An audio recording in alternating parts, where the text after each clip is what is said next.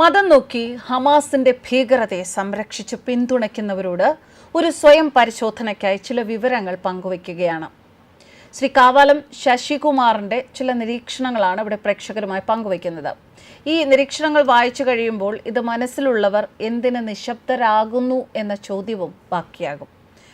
മന്ത്രി കടകംപള്ളി ഒരിക്കൽ ലിത്വാനിയൻ എംബസിയുടെ ഉദ്യോഗസ്ഥരുടെ കാലുപിടിച്ച സംഭവം കേരളം കണ്ടതാണ്. അത് കേരളം ഒരിക്കലും മറക്കാൻ പാടില്ല. കോവളം ബീച്ചിലെത്തിയ ലാറ്റ്വിയൻ വനിതാ സഞ്ചാരിയെ ടൂറിസ്റ്റ് ഗൈഡ് എന്ന വ്യാജേന കബളിപ്പിച്ച് അവർക്ക് ലഹരി കൊടുത്ത് അവരെ ശാരീരികമായി ചൂഷണം ചെയ്ത് കഴുത്ത് ഞെരിച്ചു കൊന്ന സംഭവത്തിൻ്റെ പേരിലായിരുന്നു കടകംപള്ളി ഇങ്ങനെ മാപ്പ് പറയേണ്ടി വന്നത്. ശരിക്കും ടൂറിസവും ടെററിസവും തമ്മിൽ കൂട്ടിക്കുഴയ്ക്കുന്ന പ്രവൃത്തികൾ ഇന്നും കേരളത്തിൽ കുറവല്ല, ശക്തി പ്രാപിക്കുന്നു എന്നതാണ്.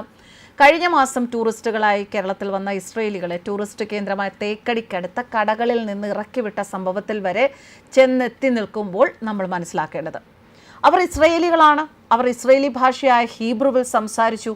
ഇതൊക്കെയാണ് അവരെ കടകളിൽ നിന്ന് ഇറക്കി വിടാൻ കാരണമായത്. കുമളിയിലെ സംഭവം ഒരിക്കലും ഒറ്റപ്പെട്ടതല്ല. അത് ഒരു എംബസിയിൽ പോയിട്ട് ക്ഷമ പറഞ്ഞാലോ അല്ലെങ്കിൽ ഒന്ന് കെട്ടിപ്പിടിച്ച് ഷേക്ക് ഹാൻഡ് കൊടുത്താലോ ഒന്നും തീരില്ല. കാരണം അതൊരു മാനസികാവസ്ഥയാണ്. പല ആൾക്കാരിലും നമ്മൾ കാണുന്ന ഒരു മാനസികാവസ്ഥ. പലസ്തീൻ ജനതയും ഇസ്രയേലികളും തമ്മിൽ അങ്ങകലെ എത്രയോ ദൂരമാണ് തർക്കിച്ചുകൊണ്ടിരിക്കുന്നത്. എന്നാൽ അവിടെ നമ്മുടെ സംസ്ഥാന സർക്കാർ പക്ഷം പിടിച്ച് പ്രവർത്തിക്കുന്നിടത്താണ് ചില പ്രശ്നം. മതം നോക്കി ഹമാസിന്റെ ഭീകരതയെ സംരക്ഷിച്ച് പിന്തുണയ്ക്കുന്നതാണ് പ്രശ്നം.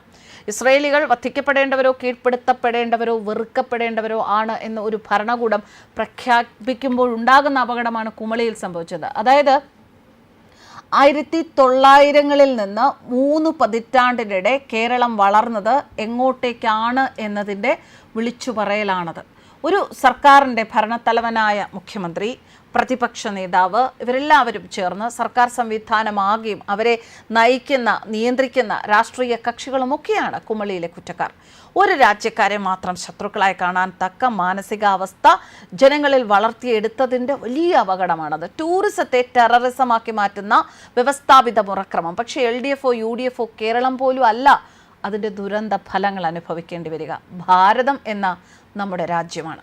ഈ മാനസികാവസ്ഥയ്ക്ക് വഖഫ് കര നിയമത്തോട് ബന്ധമുണ്ട്. അതിന് അവിൽ മലർ കുന്തിരിക്കം പ്രകടനവുമായി ബന്ധമുണ്ട്. അതിന് തുർക്കി ഇസ്താംബുളിലെ ഹഗിയ സോഫിയ പള്ളി ഇടപാടുമായി ബന്ധമുണ്ട്. അതിന് ഇസ്രയേലിൽ കൊല്ലപ്പെട്ട ഹമാസ് ഭീകര നേതാവ് യഹ്യ സിൽവറിന് കേരളത്തിൽ മയ്യത്ത് നിസ്കാരം നടത്തിയതുമായി ബന്ധമുണ്ട്.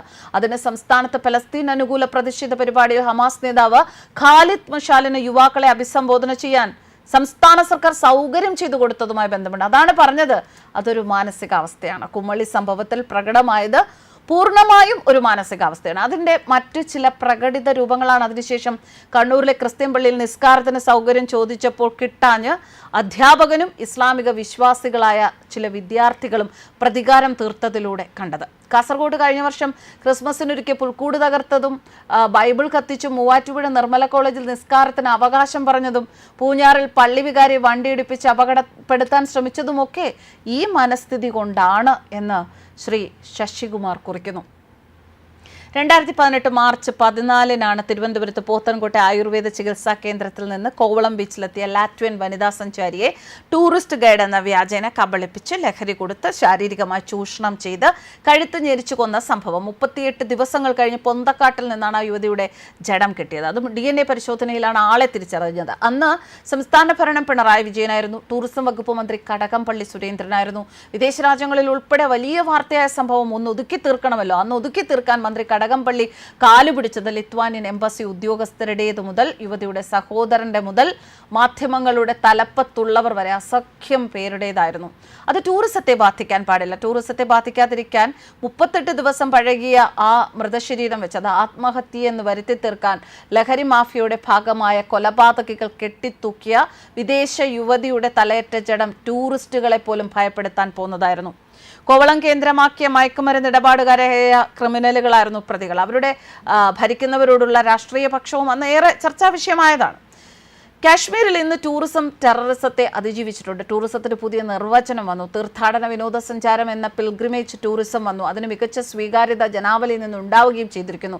അതിന്റെ ഭാഗമായി അജ്മീറിലെ ദർഗയിലേക്കും തമിഴ്നാട്ടിലെ വേളാങ്കണ്ണിയിലേക്കും യു.പിയിലെ രാമജന്മഭൂമിയിലേക്കും ഭക്തർക്കൊപ്പം സന്ദർശകരും സഞ്ചരിക്കുന്നു. വിദേശത്ത് നിന്ന് പോലും പിൽഗ്രിമേജ് ടൂറിസത്തിന്റെ ഭാഗമാകാൻ സഞ്ചാരികൾ എത്തുന്നു. ജെറുസലേം സന്ദർശിക്കാൻ ഇസ്രയേലിൽ പോകുന്നവരെ പോലെ, ഉംറ ചെയ്യാൻ സൗദി അറേബ്യയിലേക്ക് പോകുന്നവരെ പോലെ വിദേശികൾ ഭാരത തീർത്ഥാടന കേന്ദ്രങ്ങളിലേക്ക് വരുന്നു. ഈ വരവും പോക്കും അതത് രാജ്യങ്ങളുടെ സാമ്പത്തിക മേഖലയെ മാത്രമല്ല സാംസ്കാരിക ആധ്യാത്മിക സമ്പത്തിനെയും ശക്തിപ്പെടുത്തുന്നു എന്നതാണ് സത്യം.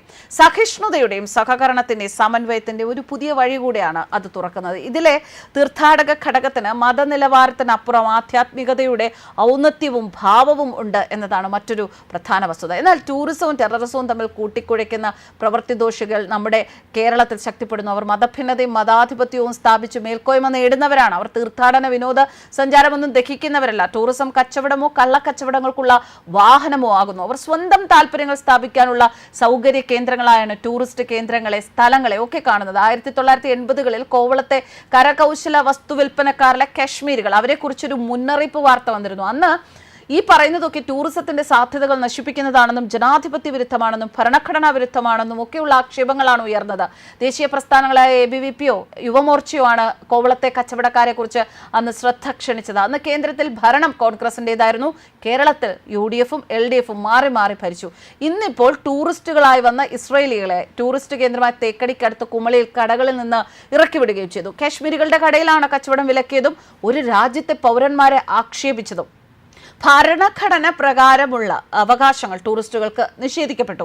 കാരണം അവർ ഇസ്രയേലികളാണ് എന്നതും ഇസ്രയേലി ഭാഷയായ ഹീബ്രുവിൽ സംസാരിച്ചു എന്നതുമാണ്. ഏതെല്ലാം തരത്തിലാണ് ടൂറിസ്റ്റുകളുടെ അവകാശങ്ങൾ നിഷേധിച്ചത് എന്ന് വിലയിരുത്തണം. അതിന്റെ അടിസ്ഥാന കാരണമാണ് ആഴത്തിൽ പരിശോധിക്കേണ്ടതും.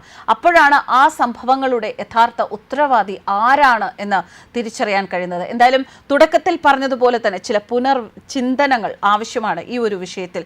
ചില മാനസികാവസ്ഥകൾ മാറ്റേണ്ടത് ആവശ്യമാണ്. കാരണം നമുക്ക് നമ്മുടെ കേരളം എന്ന് പറയുന്നത് ഒരുപാട് സംസ്കാര സമ്പന്നമായ, വരുന്ന അതിഥികളെ നമ്മൾ ദൈവമായി കാണുന്ന ഒരു സംസ്കാരത്തിന് ഉടമകളാണ്. ഒരിക്കലും അങ്ങനെ വരുന്നവരെ ഒരു ക്രൂരഭാവത്തോടെ അല്ലെങ്കിൽ അവരെ നശിപ്പിക്കുക, അവരെ ചൂഷണം ചെയ്യുക, അവരെ ഇല്ലായ്മ ചെയ്യുക എന്ന ഒരു ലക്ഷ്യത്തോടെ അല്ല കാണേണ്ടത്. എപ്പോഴും അവരെ ചേർത്ത് പിടിച്ച് അവരെ നമ്മളിലേക്ക് എത്തിക്കുന്ന, അവരെ നാം സ്വീകരിക്കുന്ന ഒരു നിലപാടാണ് ഓരോരുത്തരും സ്വീകരിക്കേണ്ടത്. അതുകൊണ്ടാണ് പറഞ്ഞത് ഇതൊരു മാനസികാവസ്ഥയാണ്. ആ മാനസികാവസ്ഥയ്ക്ക് മാറ്റമുണ്ടാകണമെങ്കിൽ ആ മാനസികാവസ്ഥയെ പിന്തുണയ്ക്കുന്നവർ ഇവിടെ ഇല്ല എന്ന ഉറപ്പ് വേണം. ന്യൂസ് ഡെസ്ക് കർമ്മ ന്യൂസ്.